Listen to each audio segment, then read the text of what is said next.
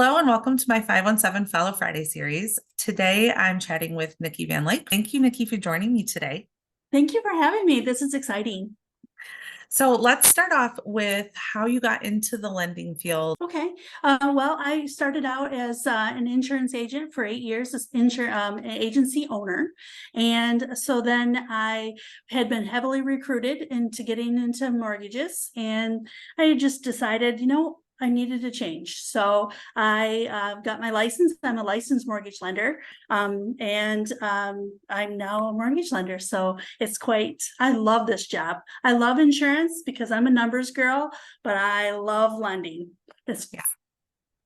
And I feel like with the market right now, it's like you just don't know what to expect. And it's been like that for a little while. So It has definitely been like that for a minute, but I love that challenge just because you gotta get creative. I mean, yeah, and ethically creative, right. but you gotta be creative. So Yeah. it's really interesting, this market.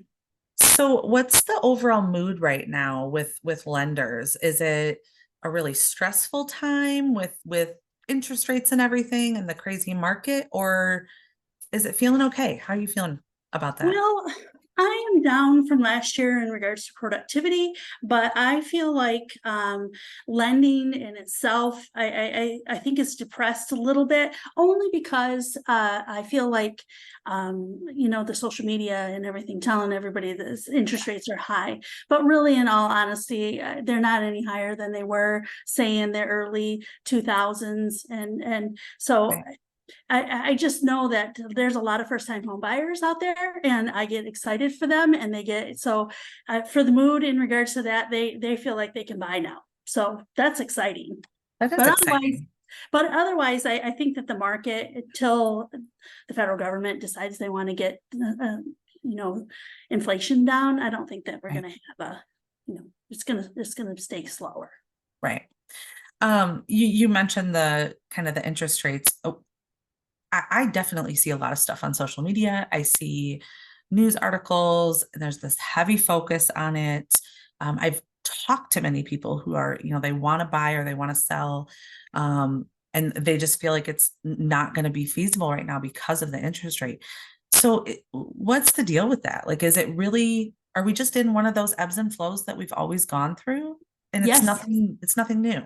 Nothing new, and the interest rates aren't even all that huge. I mean, you're looking at probably between 6.5 and 7.5 interest Okay. rate range, and so it's really truly not that big of a deal.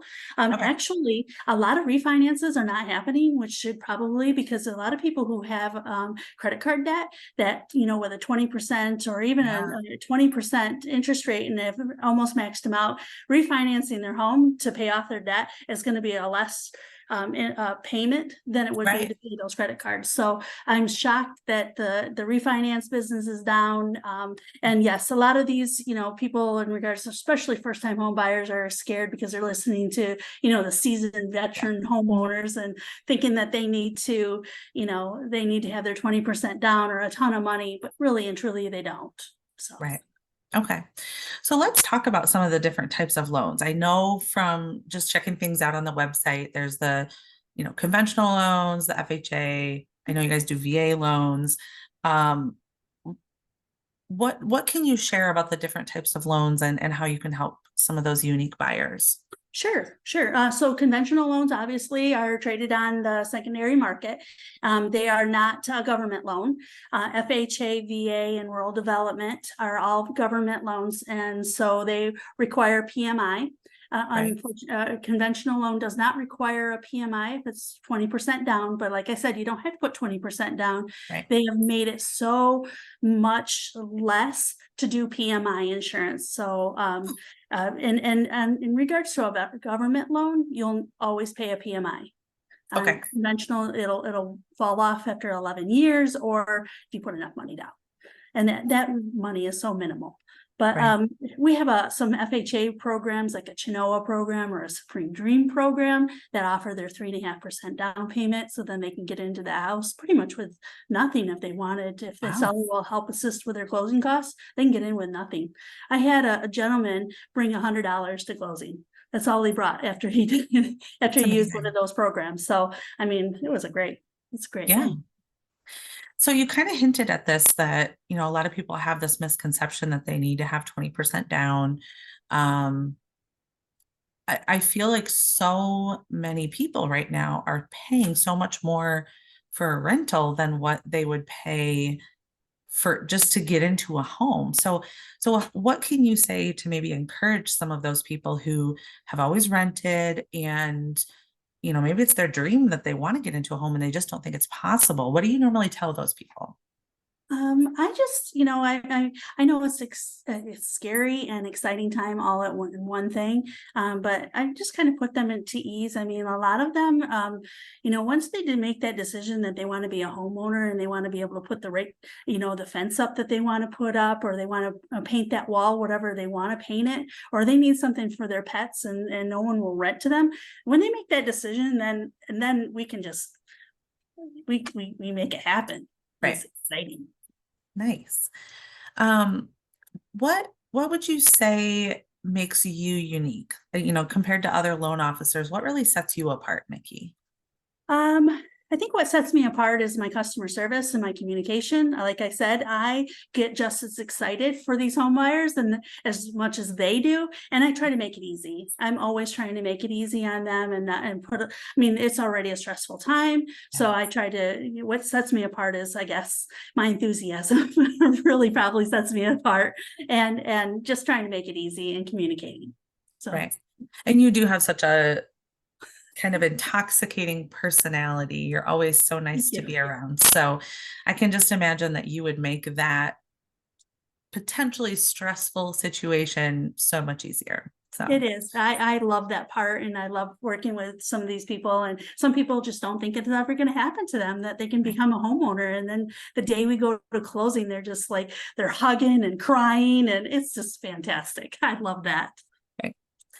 Um, I think the last question that I will ask you, and we didn't talk about this ahead of time, I'm going to throw you a little curveball, but it should be fine. Okay.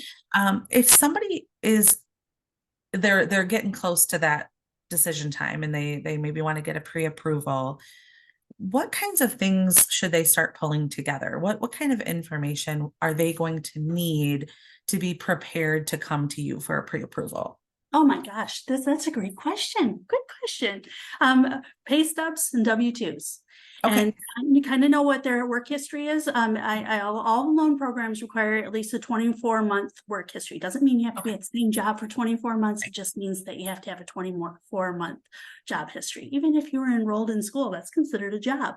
So, Okay. I mean, those are the little things that I need to get them pre-approved. And then we're going to talk about other questions. I always have questions for every single buyer. I want to know what they pay for rent, or what the current homeowner or the cost is.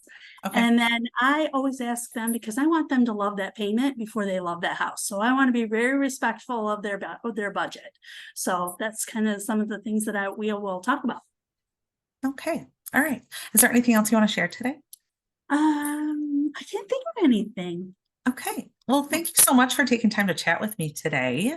You're welcome. I will share all of your contact information in the caption for the video. And then if anyone watching is in the market to buy a home and you're looking for financing, or maybe you're just curious about that pre-approval, you should give Nikki a call. And if you're interested in being featured on the Follow Friday series, you can send me an email at Katrina@cornerstonelegalpllc.com. Thanks for watching. Thank you. Have a good day.